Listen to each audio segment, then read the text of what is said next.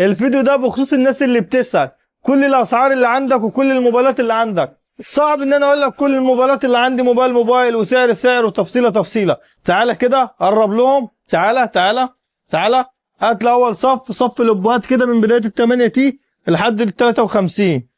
تمام. هات لي تاني صف الريلمي سي 63 لحد الريلمي نوت 50. هات لي كده اهو من بدايه الايفون 8 لحد التاب 7. قرب كده، تعالى